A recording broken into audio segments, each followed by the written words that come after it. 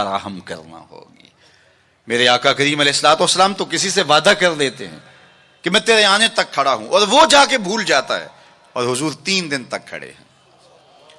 قضائے حاجت کے لیے جاتے ہیں، پھر آ کے کھڑے ہو جاتے ہیں کہ میں نے وعدہ کیا تھا تیرے آنے تک کھڑا ہوں، وہ بھی نہیں آیا۔ 3 دن راتیں گزر جاتی ہیں۔ پھر وہ ایک دن اچانک گزرا تو دیکھا حضور کھڑے ہیں، تو یاد آ گیا، اوہ یہ تو میرے سے وعدہ تھا۔ بڑا شرمندہ ہوا، شرمسار ہوا۔ اللہ اکبر۔ قریب آیا تو ڈر رہا تھا کہ مجھے کیا کہا جائے گا، لیکن صرف اتنا کہا، تو نے مجھے مشقت میں ڈال دیا۔ قصور اس کا تھا، بھول وہ گیا، لیکن میرے حضور 3 دن تک کھڑے رہے ہیں۔ اور میں لوگوں کو خود ٹائم دیا کہ مجھے ملنے آنا، اس وقت گھر پہ ہوں گا، اور وہ دروازے پہ آ کے بیل دیتا ہے، اور میں بچے کو کہتا ہوں جاؤ کہہ دو ابو گھر پہ نہیں ہے۔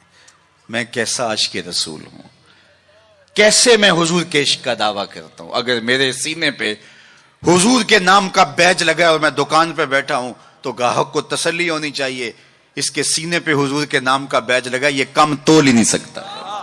یہ عاشق رسول ہے۔ یہ سارا دن جو ہے وہ یوں بیٹھ کے چلا جائے گا، 2 نمبر مال نہیں بیچ سکتا، اس لیے کہ یہ عاشق رسول ہے۔ کوئی رشتہ کرنے آئے تمہارے گھر کے چھت پر میرے حضور کے نام کا جھنڈا لگا ہے، اسے کسی سے نہ پوچھنا پڑے کہ یہ کیسا شخص ہے، اسے پتا چل جائے یہ عاشق رسول ہے۔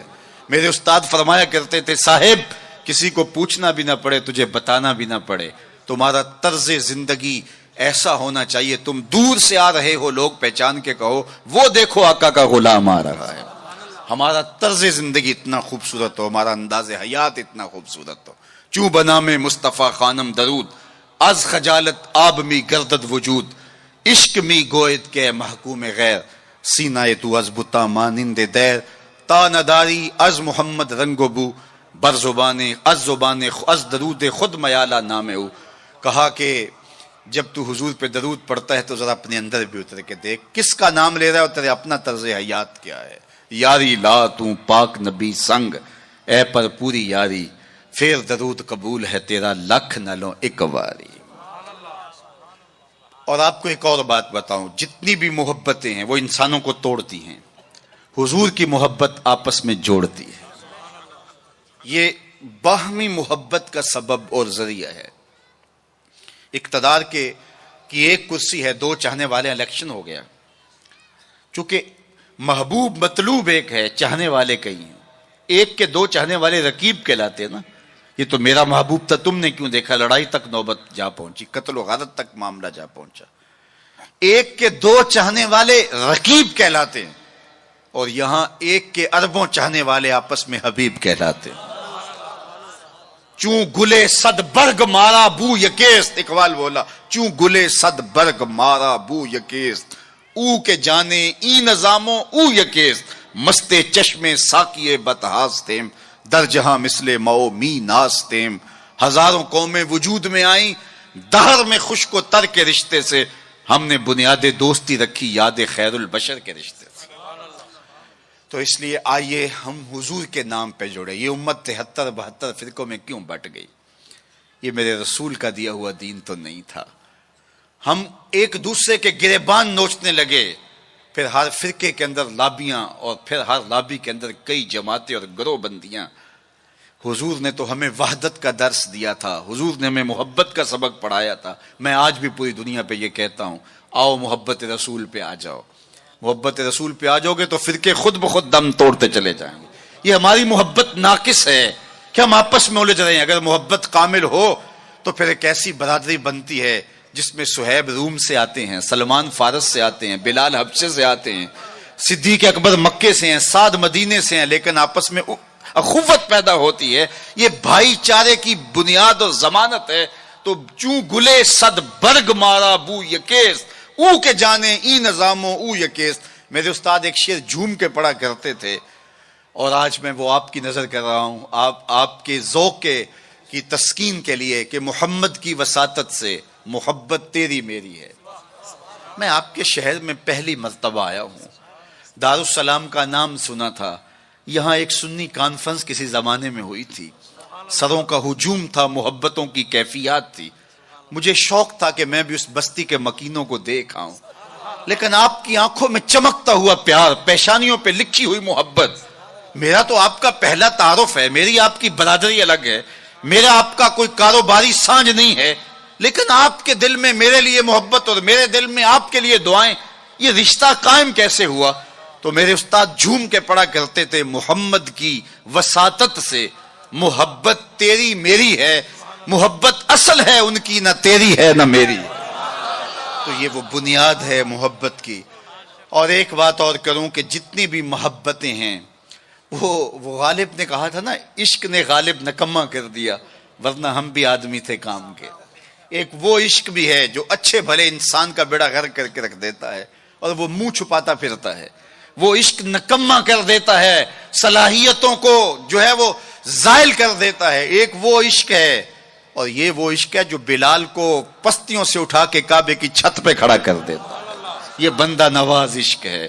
اور یہ بھی سنیے کہ جتنے بھی عشق ہیں ان کا انجام رسوائی ہوتا ہے۔ میں سویر سے لے کر شام تک سڑکوں پہ سفر پہ ہوں۔ کل شیخو پورے تھا، پھر آج دھوبی گھاٹ، تو اب آپ کے پاس کل اگلی منزل وہ کبھی کیا کسی نے کہا، کبھی عرش پر کبھی فرش پر، کبھی ان کے در کبھی در بدر، غم عاشقی تیرا شکریہ میں کہاں کہاں سے گزر گیا۔ میں ایک دن سیالکوٹ سے واپس آ رہا تھا، تو راستے میں ایک جھونپڑا بنایا تھا کسی ملنگ نے، تو اس کے اوپر لکھا تھا سڑکوں والی سرکار۔ تو میں نے اپنے ساتھی سے کہا کہ یہ تو کنارے والی سرکار ہے، سڑکوں والی سرکار تو ہم ہیں کہ سویر سے لے کر شام تک سڑکوں پہ ہی رہتے ہیں۔ تو جو بندہ سڑکوں پہ رہے تو اس کے تجربات بھی فزوں تر ہوتے ہیں۔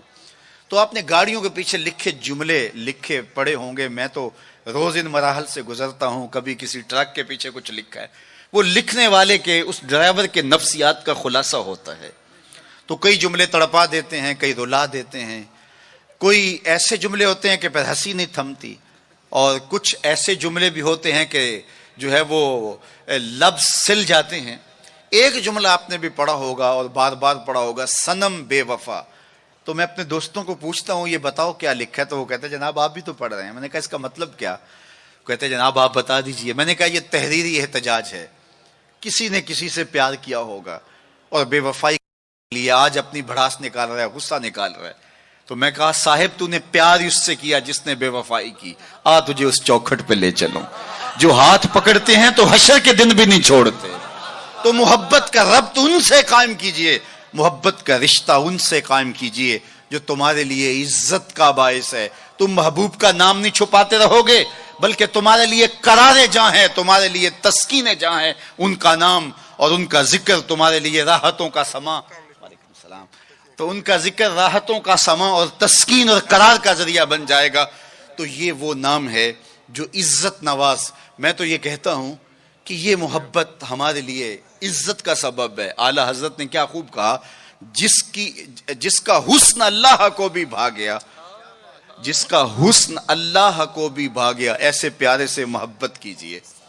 ایسا تو نہیں کہ محبوب کا نام چھپاتے پھریں، بلکہ یہ وہ محبت ہے، وہ بندہ نواز محبت ہے کہ جو ہمارے لیے باعث فخر و مباحات ہے، ہمارے لیے باعث عزت ہے۔ اعظم چشتی نے تو قلم توڑ دیا، اپنا معیار زمانے سے جدا رکھتے ہیں، ہم تو محبوب بھی محبوب خدا رکھتے ہیں۔ وہ گلیوں میں آوارہ پھرنے والا کوئی شخص محبوب تھوڑا ہے کہ شرمندگی ہو؟ ہمارا محبوب تو وہ ہے کہ جو عرش کی راہوں کا سیاح ہے نا۔ تو یہ ناز ہے، یہ فخر ہے ہمارے لیے۔ تو پھر جس سے محبت کی جاتی ہے اس کی محبت کا ایک تقاضا، میری بات اپنے اختتام کو پہنچے، کہ بندہ جس سے محبت کرتا ہے اس کی فکر کو اختیار کرتا ہے اور اس کو اپنی روح میں اتارتا ہے، اور پھر اس کا مبلغ بن جاتا ہے، اس فکر کے ابلاغ کے لیے اپنی صلاحیتوں کو صرف کر دیتا ہے۔